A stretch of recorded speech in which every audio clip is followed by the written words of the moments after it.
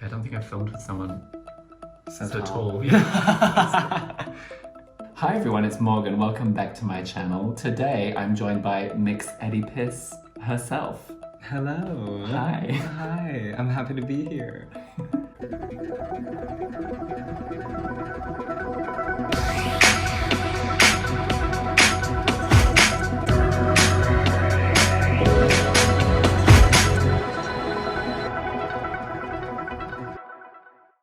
Yeah, thanks for coming over today. This is really nice to have you. I'm really excited. Yeah, you're a pleasure to work with, so I was like, why not? It's an obvious choice. I really love doing your shows, actually, Morgan. I was thinking this earlier today. Morgan, more so than any other person in Berlin, has actually had me performing in like various parts of town. Yeah, I've had 3 different venues that you've been at, right? Yeah, Tristessa and... The Beer Garden. Yes, the Beer Garden, and now Crack Velma. Yeah. I'm sure on your end, like, I don't know how you feel about moving locations, like... Yeah, it's not ideal moving the show so often, but okay. Obviously the reason we stopped at Tristeza was because of Corona. The Beer Garden this summer just made sense because it was about the time when venues were allowed to open for outdoor. That was a fun venue. Yeah. I really like it. I just emailed like 30 different spaces. Mm-hmm. And was like, do you want a drag show? Because I'm also all about like bringing drag shows into places that wouldn't normally have it. Mm-hmm. Instead of, I mean, I like that we have these specific venues in Berlin that are very like focused on providing the scene with space to perform, but I'm also, I want to expand it. Straight people who would never go to a drag show normally be in the audience, just by accident even. Like that's well, that can be good, and I'm glad you have the energy for it. There were actually like my fundraiser show, which was at Tipsy Bear on October 16th, which was a Saturday. Okay. I was expecting it to be like not a bunch of straight people. Well, yeah. I've blown the surprise, like, because it was my fundraiser event, so I don't know, I just figured like everyone that my advertising for it was reaching would be people who knew me personally, who knew the venue, I don't know. But it ended up being like a bunch of like random straight people's Saturday night out. That's bizarre. I was on stage just kind of like hosting, just kind of realizing the audience I was working with, and I was like, well, there goes my like very ceremonious, like, I had all these intentions for it to be like such a trans family kind of evening and to not really have to explain myself a lot. Well, yeah. And I guess it's shame on me for having expectations. Because I'm also fine doing the opposite, which was like a lot of educating and a lot of like talking to straight people about what electrolysis even is and why I need money for it and why they should in fact give me money for it. Do you ever experience this at your shows much? Do you ever feel like you're put in a kind of educating position ever?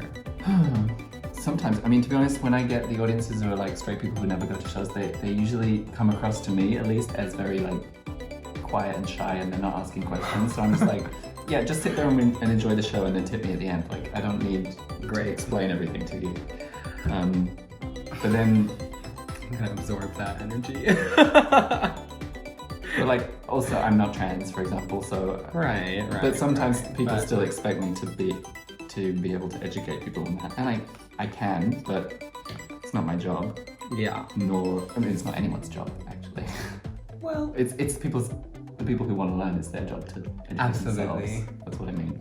I mean, someone has got to be a teacher in that process. Yeah. Though. I do agree with the like kind of bringing in more of the perspective of it's not our job to educate people, but it is a job to educate people that someone has to do. Yes.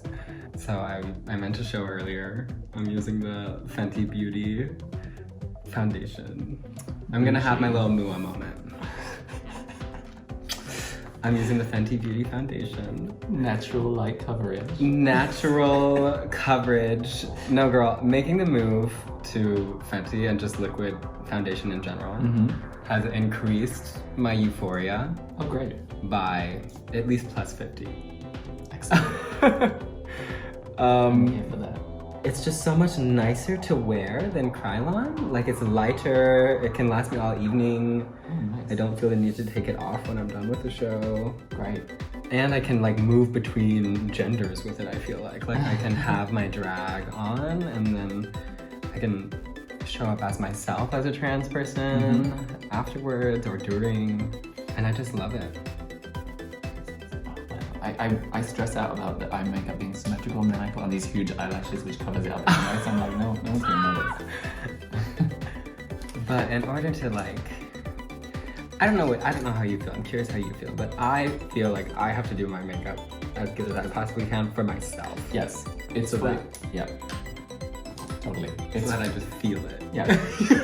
No, fully. It's a process of doing it for yourself because you want to feel the fantasy, and then because that translates to how you portray everything else in your performance and just your presence, right? Absolutely. So it doesn't matter if no one notices those small details. They're for us. And for the people who know. Yeah. So how did you find drag actually? I think it was Drag Race. I think I started watching Drag Race my senior year of high school, which was also when I started kind of coming out of the closet to myself. Yeah. Back then as a homosexual. Like, I knew I liked men and that was all I had figured out.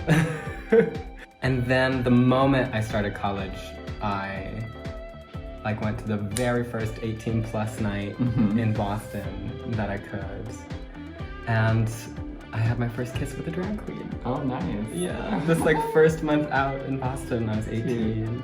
I forget who it was, but that night a queen called Neon Calypso was performing. Neon is everything. She's a legend. I've said this to her, I actually booked her for a festival 4 years after that. I had started doing my own show in Boston. And having the chance to book her after she was one of the first people who really kind of gave me that energy and lit me up was a beautiful experience, in short. That's great. And since then, she's done all this stuff with Sasha Velour. Yeah, she's really popping off. Yeah, she's really popped off now, which she deserves. She's such a good performer. I have, maybe you told me that? Do you remove your makeup when you cook? Oh, you did tell me this last time. Yeah, it's for me the best thing. Coconut oil is... It does everything.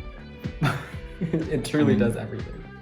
I buy it for cooking anyway, and I'm just like, why not take Cooking, honestly, lube. I'm just gonna go ahead and say it. Yeah. Have you ever used it? I have not, but I've heard it's really? good. Yeah. It's pretty much like ingrained in my animal brain that way. Okay. Because it was used so much as lube with this one partner I had. That now it's kind of just like, it's wired in there. Yeah. Also, the idea of using it as a makeup remover is bizarre. Because you're like, ooh. Yeah. Where did you grow up? In Boston? No, Boston is where I went to college. Okay. I was born in Kentucky. Oh. And then I lived in Alabama. Okay. Toowoomba, Australia. Sure. For 5 years. Oh. Wow. And then North Carolina. Okay. Back in the States. Wow. So the South and then the Southern Hemisphere for a little bit. Yeah. Moved around because my dad is military. Okay. She says exasperatedly. But I'm actually quite glad I moved like that. And also that we lived in Australia for a time. I feel like it's really been a part of the reason why I've been so comfortable to just up my life and move it wherever fits. Yeah. Which I really value, like knowing how to do that. There's a lot of people like from my life who just are stuck. Yeah, like, for sure. They never think to leave where they're from. You know what I mean? Yeah, most people don't ever. Ever. Yeah. And I can't fathom that. This is such a pleasing sound. It almost sounds like purring. Like cat purring. It's so fast. Do you identify with, or you feel comfortable with the term drag queen specifically? Or do you prefer drag performer or something else? I go back and forth. I think I don't care about the term drag queen that much. Okay. I think drag performer or drag artist feels more appropriate, especially at this point. Yeah. because what's comfortable for me in drag is still having those elements of fantasy, but really I'm kind of showing up as myself. And I'm usually telling my own stories. I've actually rarely vibed with drag queen. Okay. And more so with like I feel like I use drag. I don't even want to categorize. I just don't vibe with drag queen. Because I'm thinking like, what is the distinguishing factor really between drag queen and drag artist or performer? And the only factor that matters is that I just like performer or artist more. Everything else is fake. Yeah. That's totally fair. I didn't mean to get so semantic in my response. That's why I asked. How about you? I'm fine with drag queen, but like I don't care. The thing is, I've also experimented with performing and presenting as a drag king. I know. So, and I discovered that I like doing it like on video. Doing it live, I was like, it didn't feel not correct. I feel more comfortable doing high femme looks, basically. I mean, it shows, babe. I haven't actually seen you do the masculine one, so that's. I only did it once live at my show at the Big Garden one time. Oh. When I invited a bunch of performers who were all like first timers, and I was like, oh, I should do something for the first time. So I was like, I hosted as a king. Oh my god. Yeah. I'm approaching my Ragequit part of the makeup process.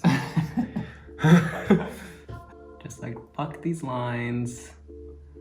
Fuck that little smudge. Fuck it all. Do you ever just like get a brush loaded with powder and then put it directly in your eye?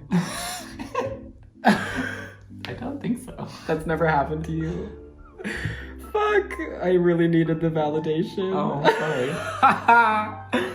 I'm very careful with my eyes because I'm very short-sighted and I have to wear contact lenses just to see. Okay. So I'm like, I don't know. I think in the process of blending, I get so frustrated that I'm just like angrily poking. Get on there. yeah, you little. And then I'm like, oh yeah, that was fully on my eye. Oh no. Eyeball.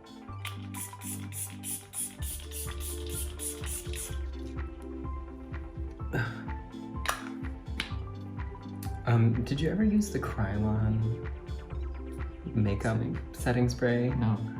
I swear to God, it's like gasoline. Really? It's one of the most unpleasant sprays I've ever used. And some girls really swear by it. Oh yeah? But it burns it feels like it burns my face when I put it on. Yeah. I mean, some people use really extreme products for that kind of stuff. Like Agnes Mitchell, she uses hairspray. Like a full bottle. I was sitting behind her one time when she was doing it. I was like, you were like, no.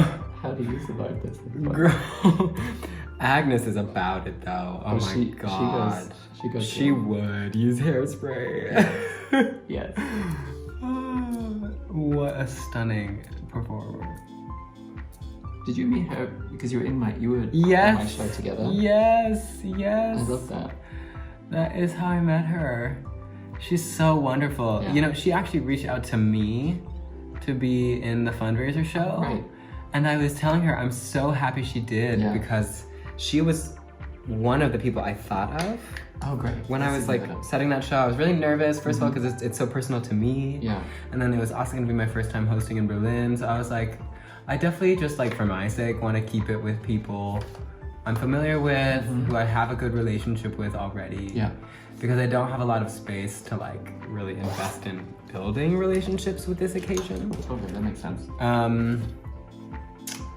Because I'm so self-obsessed already.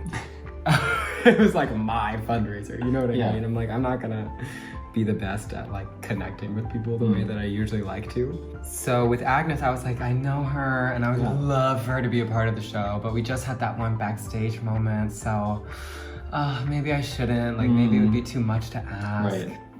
So I didn't do it, but I thought about it. Yeah. And then when I was posting about it, she messaged me and offered, and I was like, Agnes, yes. She's really proactive like that. I really like that. Thank God. The wind machine. The industrial wind machine. that she brings in. She brought her own wind machine? Yes. That is so extra. Have you never seen that? No. She's never had it at your shows? No. It was strong. It That was is like, it could like hilarious. blow my lips up if I were sitting in front of it. Like, it was truly Beyonce level. Oh, wow. I'm obsessed. Absolutely obsessed. That's great. Oh, okay, you're gonna do lips, then you're done. Yeah, and then I might just like go crazy with some stones if I have time to kill. I mean, I think I might catch up, actually. Yeah, I think so as well. I've really been taking my time. You're over here like... Yeah, I'm like pounding it in. Like, No, you've been pounding all this time, Morgan. I've just been like, Turn me out.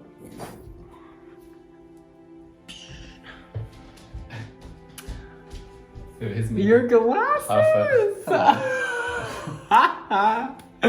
Yes. Stunning. Stunning. Shout out Juno. I watched all of Juno's videos. She is another one. Like, Yeah, you watch all of hers? Yeah. Ugh. Love It Gina is- Birch. I never would have thought I would be so entertained by watching someone play The Sims. Yeah.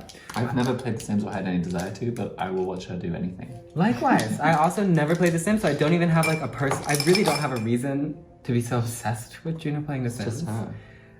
It's pure entertainment. Yeah. She's so good at it. I also like Stunning hasn't gotten old. Yes, it's happening. Yeah. Hasn't gotten old. No. She's... And she maybe has said them like a million times at this Totally. point. But every time she says them, it's like I get a serotonin boost. Uh-huh. Juno, what? You came by bike, right? I did, yeah. So if we take a taxi there, do you want to then come back here with me to pick up? I guess. Oh, it was one of the city bikes. Oh. This okay. was part of the reason I struggled so much. Oh my god, Ah.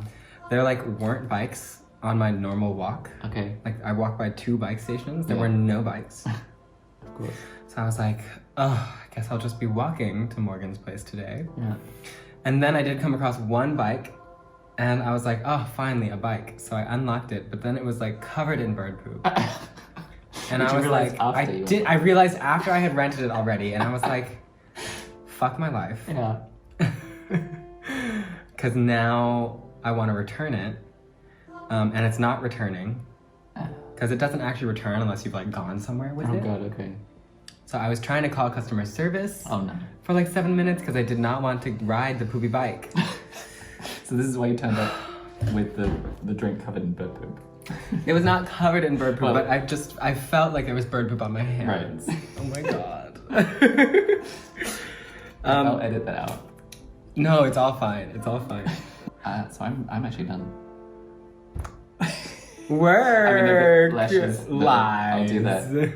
I was just like kind of applying more lip gloss out of boredom. Yeah. I'm pretty much done too, babes. Okay. Yeah. So I'm gonna pop on a lash wig and an outfit, and we'll be back in just a moment. Hi. You look great. Thank you. You too. Thank you. I love this energy, this Elven Princess fantasy poncho. You can't see the rest of it, but it's just a piece of fabric dripping down my You body. make it work. I know, Beautiful. right? And that's drag. Yeah, exactly. Thanks so much for joining me. This was a pleasure. It's been truly a pleasure. Yeah. Truly. You have such great energy. I'm feeling I'm really excited about tonight, actually. So where can people find out more about you online, Eddy? Well, you can find me on my Instagram, which is at Mix Eddy Piss, MX Eddy EDDY Piss, the substance.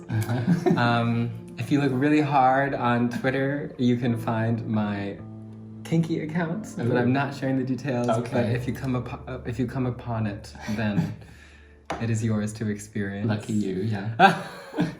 Oh god, maybe I shouldn't say that. Now I'm public about it, it's fine. And yeah, you can also find me out and about in Berlin.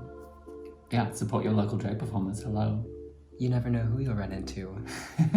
Thanks so much for watching. If you enjoyed this video, please give it a like, maybe share it with someone. If you haven't already, please consider subscribing. It's totally free and there are new videos kind of every week. I don't know, let's see. And you can follow me on Instagram at Morganwood Callisto, MorganWoodCallisto. Thanks so much for watching. Goodbye. Bye.